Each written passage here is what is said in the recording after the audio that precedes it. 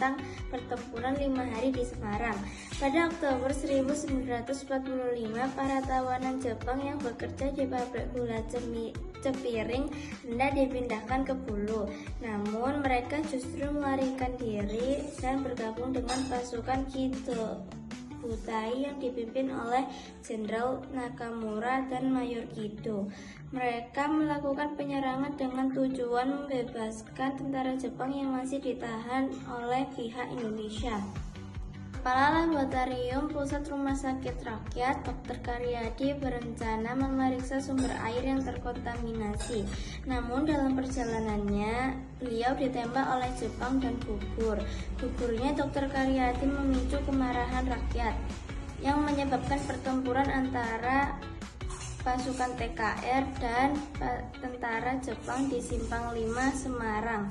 Pada 15-19 Oktober 1945, pertempuran dihentikan setelah pasukan sekutu mendarat pada 20 Oktober 1945 dan melucuti senjata Jepang. Pertempuran Medan Area.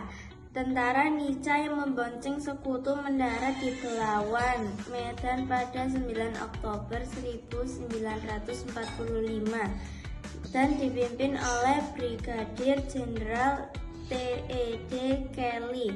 Mereka datang untuk membebaskan tentara Belanda yang ditahan Jepang, sekaligus mengambil alih kekuasaan. Pada 13 Oktober 1945 terjadi insiden di sebuah hotel di Jalan Bali, Medan. Anggota Nica menginjak lencana merah putih yang dirampas dari pemuda Indonesia. Hal ini menyebabkan pertempuran antara tentara Indonesia bersama barisan pemuda melawan tentara Nica bersama sekutu. Pada 18 Oktober 1945, sekutu menuntun rakyat Indonesia menghentikan pertempuran dan menyerahkan senjatanya. Tetapi tuntutan tersebut ditolak. Pada 1 Desember 1945, sekutu memasang papan bertuliskan Faizet Bumdaris Medan Area atau batas resmi daerah Medan sebagai batas kekuasaan sepihak. Akibatnya pada 10 Desember 1945 terjadilah pertempuran yang dikenal sebagai Pertempuran Medan Area.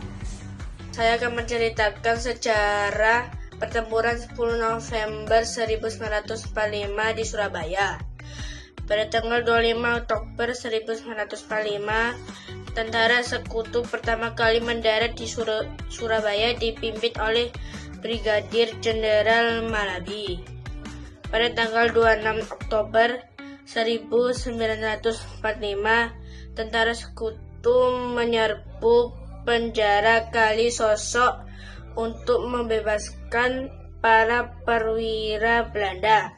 Hal ini menimbulkan kemarahan rakyat Surabaya. Pada tanggal 27 Oktober 1945, tentara sekutu menduduki kantor pos besar, Gedung Bank Internasional, Pangkalan Udara Morokembangan, dan Pelabuhan Tanjung Perak. Pada tanggal 30 Oktober 1945, terjadi perundingan antara Presiden Soekarno, Mohatta, dan Amir Syarifuddin dengan Malabi yang hasilnya berupa kesepakatan gencatan senjata. Pada tanggal 9 November 1945, sekutu mengeluarkan ultimatum agar pihak Indonesia menyerahkan semua senjata yang dimiliki. Pada tanggal 10 November 1945, meletusnya pertempuran antara rakyat Surabaya dengan sekutu.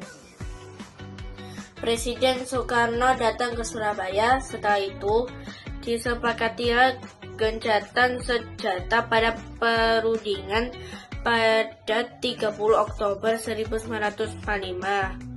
Namun setelah rombongan Presiden Soekarno kembali ke Jakarta, pertempuran kembali terjadi antara Indonesia dan Belanda. Pertempuran ini menewaskan Brigadir Jenderal Malabi dan menimbulkan kemarahan sekutu. Pada 9 November 1945, sekutu mengeluarkan ultimatum. Ultimatum tersebut ditolak. Rakyat Surabaya bertekad mempertahankan kota Surabaya sampai titik darah penghabisan. Dalam peristiwa ini, Bung Tomo ikut mengobarkan semangat rakyat Surabaya melalui siaran radio. Namun sekutu dapat menduduki Surabaya karena menang dalam persenjataan. Sekian cerita sejarah pertemuan 10 November 1945 di Surabaya. Merangkum peristiwa Bandung Lautan Api dan pertempuran Ambarawa.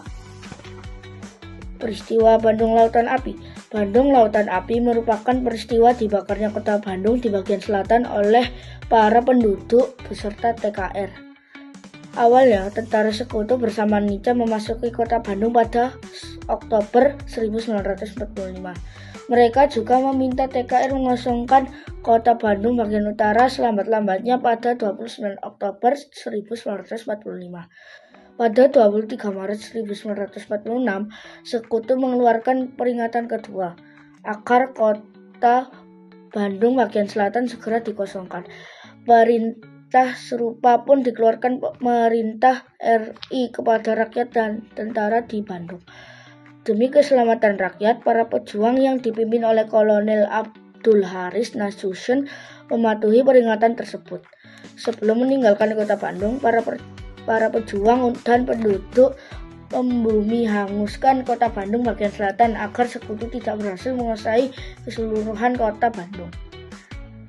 Pada 23 Maret 1946, gedung-gedung penting di kota Bandung bagian selatan juga dibakar. Akibatnya, kota Bandung dipenuhi dengan api. Peristiwa pengosongan dan pembumi hangusan kota Bandung di bagian selatan dikenal dengan nama Bandung Lautan Api. Peristiwa Ambarawa. Pasukan sekutu yang dipimpin oleh Brigadir Jenderal Bethel datang ke Semarang pada 20 Oktober 1945. Tujuannya adalah mengurus tawanan perang yang berada di penjara Ambarawa. Kedatangan mereka disambut baik oleh rakyat Indonesia. Namun pasukan sekutu tersebut ternyata disusupi oleh tentara Nica. Akibatnya terjadilah pertempuran pada 20 November 1945. Dalam pertempuran itu, tepatnya pada 26 November 1945, Letnan Kolonel Isdiman gugur.